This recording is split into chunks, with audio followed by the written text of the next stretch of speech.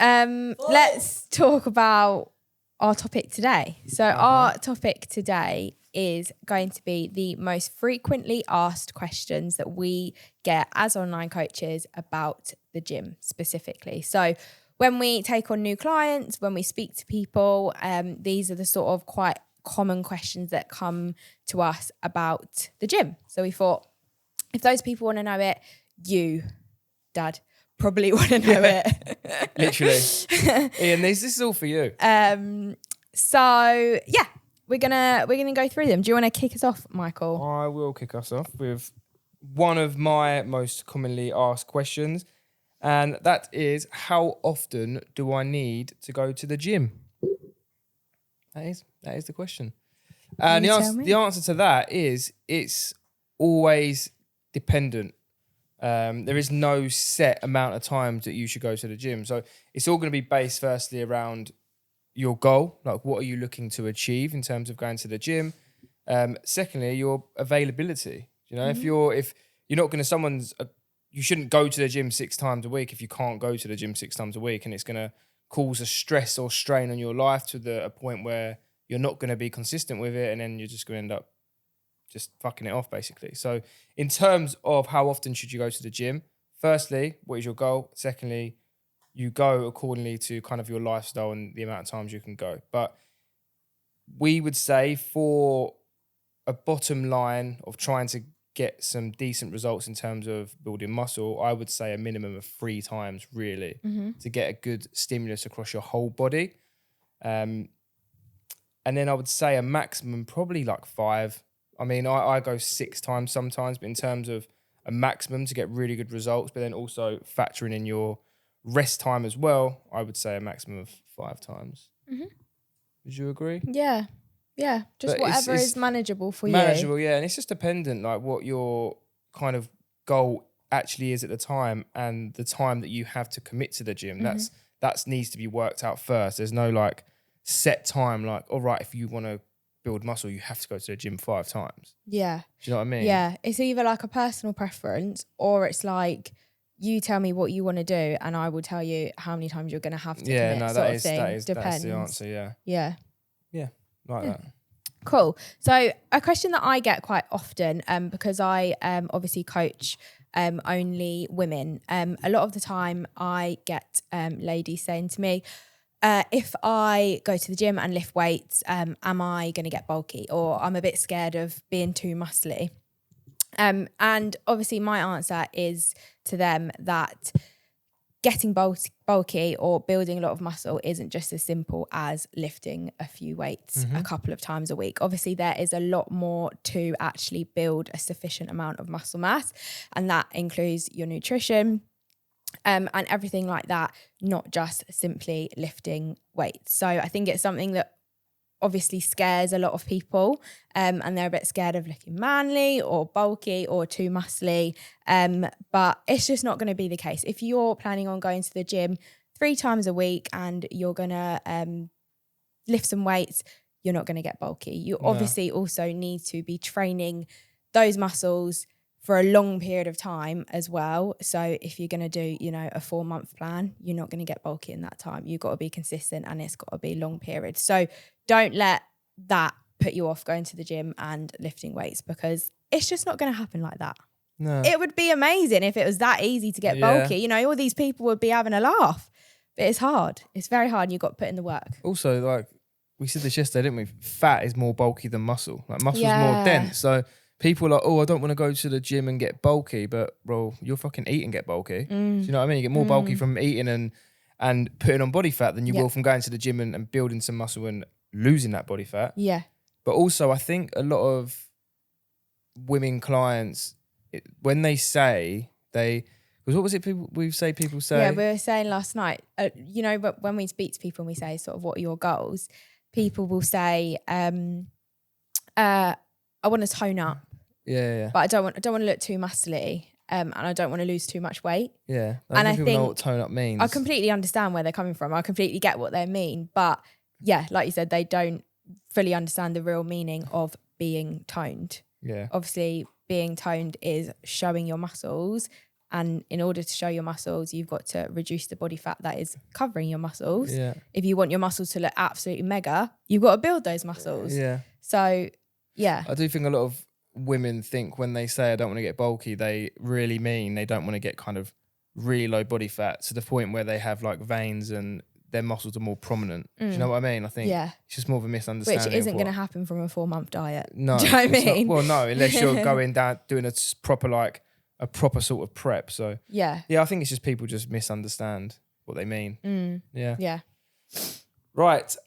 Next one. How long will my sessions be? That's another one. Obviously, people want to know how long their training sessions should or will be. Obviously, people with time limits and stuff. But your sessions can... 45 minutes is enough time. 3 45-minute sessions a week is more than enough time to get good enough workouts in to see significant results. And what's that, like 1.8% of your time or something like that, or 1.3, I don't know. So yeah, in terms of sessions, I would say anywhere from 45 to 60 minutes, depending on the time that you have to give to the gym. If you're like, right, yeah, I can go to the gym for an hour and a half, that's fine. Then you may do a bit more stretching, you may have a bit more of extra cardio post-session, and you can take your time during your sessions a bit more. But if you are restricted, then 45 minutes is absolutely fine to get a good session. Yeah. And then if you're restricted even more, especially around like the Christmas time and you're kind of like, it's more of a dash in and out, then there is 20, 30-minute workouts that you can do to get a good workout on. That you're not probably going to build significant muscle mass in that time, but you can still do a little bit of a HIIT sweaty circuit workout and get the endorphins flowing and have that mental tick off to say, I've done my session, I feel good, and move on to the next day. So in terms of how long my sessions be, varies on the time that you've got to give, varies on the goal, and I would say anywhere from 45 minutes to 60. Yeah. I think dependent on the person as well, like if you know you've got to go be in the gym for 2 hours, you're going to think, I don't want to go. If you know you're going in there and you're going to do a really, really good, intense 45-minute session, you're going to be in, out, it's going to make you even more eager to go. Yeah. Again, depending on the person. Some people love spending hours in the gym. Some people just want to get in there, get out. So yeah, make sure you set that up to make you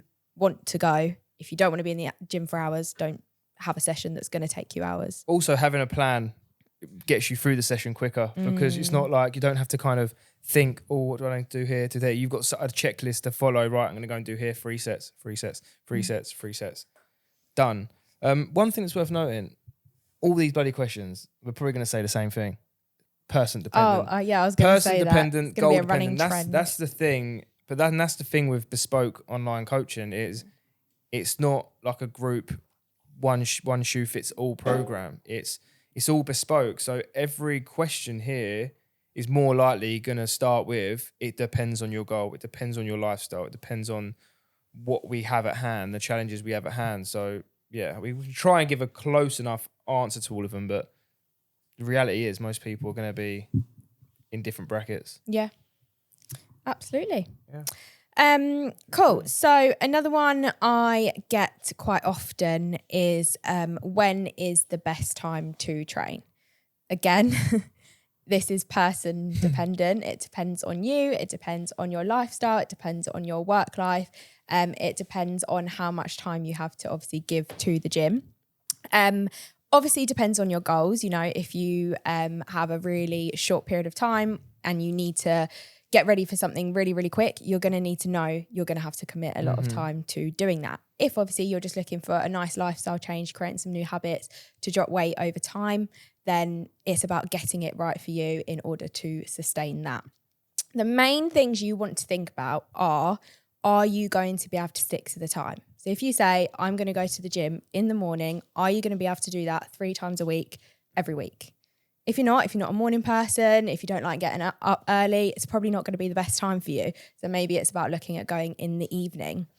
Another thing you want to think about is, are you going to be fueled for that workout? So if you're someone who, you know, doesn't have time to eat in the morning before they go to the gym, but you feel like you need that fuel, otherwise you're going to have a rubbish session, then again, the morning is not good for you. Maybe it's time to look at going later when you've obviously eaten throughout the day and you've got some more fuel in you. So 2 things you want to think about in terms of best time to train is, are you going to be able to stick to that time consistently?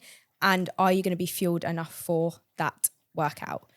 Yeah. So it's not scientifically better to train in the morning or train in the evening. It is literally dependent on you. Yeah. When's your favourite time to train? I'm a morning gal. Yeah, I'm a morning boy. But I have to have eaten. I can't go to the gym on an empty stomach. I can train fasted. No, I can't. Yeah, I'm a morning. I went last night and that was absolutely horrific. Yeah, the gym. If I'm honest with you. But then sometimes I've been in the evening and I've had a really good session. Yeah. I've had a lot of good No, food. see, like last night, I reckon I would have had a good session because I was well up for it, but the gym was So absolutely busy. rammed. So I'm very particular in the order that I like to do my session. I had to change the whole thing up and it just made it a bit disjointed. Do you know what I mean? Like I couldn't get a bench. So I literally had to do arms and kind of my isolation movements before I could do my incline press. So I was like fatigued for doing my incline press and it just annoys me because that's the bit I like to focus on the most. But you know, it is what it is. Yeah. Still got it done. Right. Where is the next one? I can't see it. Oh, yeah, this is quite common. How often will my workouts change? Yeah, I mean, you don't want to keep changing your sessions. That's the main thing. One of the biggest problems that people have is program hopping and just keep chopping and changing your program because you think that you're going to get a better workout if you keep changing it, or you're going to shock the muscles or whatever people say. But the reality is you want to have your training program, which is consistent of this many days, this many sessions, certain frequency on each muscle group, and then work on progressing on each session. That is as simple as it is. In terms of when should you change your program, like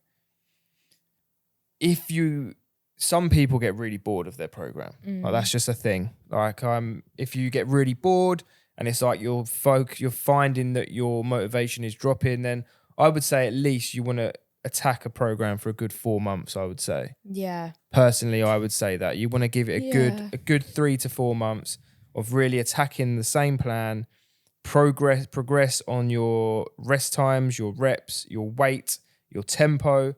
And if you feel then you're getting to a point of kind of bored, you can kind of just change some of the isolation movements around, you know, just to give yourself a bit of a change. You look like you're I was just going to say again, no, I'm not disagreeing. I'm just saying again, it depends on your goals as well. Like if you're, you know, wanting to build muscle or build a certain muscle group, like your glutes, your chest or whatever, then you need to be doing the same thing consistently. If, for example, you're a mum of 2 who is doing 3 HIIT sessions at home for 30 minutes each day just to get a workout in, just have a bit of time to yourself, then you're going to want to change that up a lot because you're going to get bored of that very easily. Yeah, no, person dependent. I mean, I'm looking at that as probably a bit generic there. Like one person who's on a fat loss and muscle growth training program, you want to stick to the same things to be progression. 100%. But like what Emma said, if you're a mum, you're doing home workouts, I would change them up quite a lot because they would get so fucking boring. Literally. But at the same time,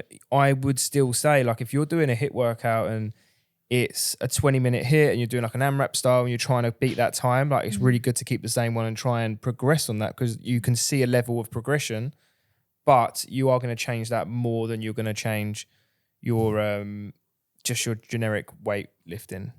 Sorry, AMRAP just reminds me of the sessions we used to do when we together. first met. And I don't know why the word AMRAP makes me like shiver because we used to do these that's horrible when you first sessions. met me. No, I know. And like he would, before we'd meet up, he would like send me the what we're exercises and he'd write AMRAP at the top and then he'd do all the exercises and I'd be like, oh, fuck my life. But she would do it because that's when she was like falling in love with me. But if I sent her AMRAP now, it would be one or two things. I'll be left on a blue tick or she would literally just be like, no. Whereas back then it was like, okay, yeah, can't wait. Yeah. Love AMRAPs. So yeah, in terms of changing your workouts, program hopping is not ideal if you're trying to progress in muscle growth. But yeah, like Emma said, if you're doing like HIIT workouts and stuff like that, then you can change them up to give yourself a bit more of a motivation. Yeah. Lovely. So one that I commonly get asked is, do I have to go to the gym or can I work out from home? Again, you're going to get bored of us saying this, but it depends on you. Yeah, depends on you and depends on your goals. Oh my God, I'm actually sick of saying that as well. Yeah, now. no, I just looked at my next one. I'm literally going to start off with the same thing. Yeah. If you want to build good muscle, if you want to get strong, if you want to build a certain muscle group, you need to go to the gym. There is only so much you can do with 5 kg kettlebells at home. Yeah. And you're not going to be able to kit out. Some people might be able to. I'm very jealous if you can. You're not going to be able to kit out a full-on gym in your home. If you just want to exercise for you, it's good for your mental health. It's you time. For example, you're a mum and you just want that time to yourself. Exercising at home is absolutely fine. You don't have to go to the gym. If you're just trying to lose body fat again, just trying to get into exercise, then absolutely fine. But if you have specific goals to be toned or to build muscle, you need to go to the gym. Yeah, agreed. But home workouts are quite powerful. I have a client who has been going to the gym for the last 3 months, but she's just won a contract or something, and I can't remember the country that it's with, but her work hours are now with them. So it's like it's worked out where she's not really going to be able to go to the gym because the gym's not open when she has to be at her desk. So she's just bought a kettlebell, and we just put together a little kettlebell workout. So she's just going to run and do kettlebells for like the 6 weeks that it's done, because it's not. She understands that she may not progress in terms of a muscle or strength perspective, but from a mental perspective and a general health well-being and doing a 30 minutes of moving because you're sitting at a desk, then it's extremely powerful from working out at home, isn't it? I mean, I have a client, well, they're a couple, we both have them, who have actually quite a decent gym in their home. They got a quality gym. And I mean, he's done really well. She's built nice muscle, but they have like a barbell with plates that go on the end and like some heavier things. So that is different. I'm talking if you're at home in your living room, you've got some resistance bands, you've got a few light dumbbells, and you've got a skipping rope, for example. You're not really going to be able to build a whole lot of muscle with that, but you're going to be able to have a good, decent session. Well, you can lean up. I mean, just get your old bloody, what's his name, Johnny Wicks or Joe Wicks, or the fuck Johnny Wicks on the TV and do a little HIIT session. It's not the same thing. How long till how long till I see results? Again, it always depends on your start point. Depends what you deem as results. I would like to say within 12 weeks, you're going to lose 10% of your kind of body weight. So if you're starting a program at 80 kilos, within 12 weeks, you should have lost 8 kilos, which is 18 pounds. If you're sticking to our program, and that's kind of a minimum and what most of our clients will achieve or surpass, if that's a correct word. But in terms of how long you see results, it depends. Yeah, what you deem as a result, how consistent you are, how disciplined you are, how hard you're going to work, and how good your adherence rate is. But yeah, you can see results quick if you put the work in. I mean, I don't want to blow my own trumpet, but I've noticed, or even insert a pic, just my time to shine, from me doing 4 weeks. And it's a noticeable change because I've been obviously super disciplined for 4 weeks, like unsustainably disciplined. But that's how quick you can see results if you're going to do it that way. But we teach a sustainable way. We don't teach a unsustainable way unless we've got clients doing photo shoots and stuff. Yeah, but depends on your goal. If you're doing a photo shoot, then fuck me, you're having 10 calories a day. But yeah, I mean, in terms of seeing results, I would say in the first, depends on the person, 10 to 12 weeks, you're going to see a 10% drop in body weight. Over to you, Emma. So another one that I get asked quite commonly is how heavy should I be lifting? Now, as an online coach, not that there's anything wrong with you saying this, but it's a bit annoying when people say that because obviously we are online, we don't get to see you in person, and we can't see your ability. So it's all going to depend on your experience with lifting weights and your ability. For example, I've just had a client join me, and a few months ago, before she joined on to me, she was really into the gym and she lifts heavy, like really, really heavy. So she obviously has had some time off. She's joined on with me, and she was still doing like 60 kg deadlifts the other day because she's had that experience before.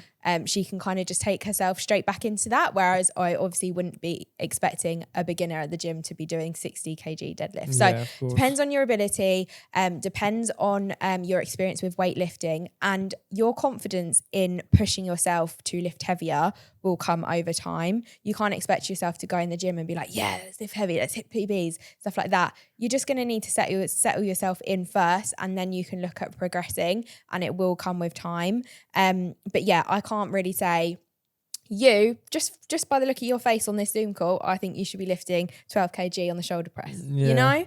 So you kind of got to find it for yourself. You've kind of got to feel your own strength, and obviously always starting light is probably the best thing to do. But usually what I say to clients that have kind of got themselves into it and are kind of like, right, when do I need to up the weight? I say, if you can do 10 to 12 reps with no fatigue, the last 2 reps are just as good as the first 2 reps, you need to go heavy. Yep. If you're doing 10 to 12 reps and the last 2 reps are such a struggle, sometimes maybe you don't even make the last rep, you're doing great. You're lifting heavy enough. Well said. Thanks. Nice. Thanks. I'm going to move on sharply because we ain't got much time. Oh, Shame. Time for food. What should my training split be? Dun, dun, dun. Depends on your goal. What are you thinking? I'm trying to think of a different way to say it. Yeah, I mean, what should your training split be? I mean, it again depends on your goal, depends on what you're looking to achieve. If you're John, who wants to build his arms and chest and upper body and just wants to do a little bit of legs, then he's going to have more of a upper body split to a lower body. If you've got Susie, who wants to get a big bum, then she may be training glutes and hamstrings 3 times a week. So she might be on a 3 times lower to 1 upper. And then you might have Johnny, who might be on a 3 upper, 1 lower. But it does always depend on your time, your goal and stuff like that. If you've got good time to give, like a split that I have a few people doing is chest and arms, back and shoulder, or chest and arms, legs, back and shoulders, and then a full body. So they've got a 4-day split. The stimulation is kind of twice around each muscle group. So you're getting a good frequency across your muscle groups over 4 days of work. And then you've got an extra day there if you want to do like some cardio and abs, or just kind of, what did I say the other day that I was going to the gym to do? Just tidy up some bits, you know, bit of calf, bit of traps.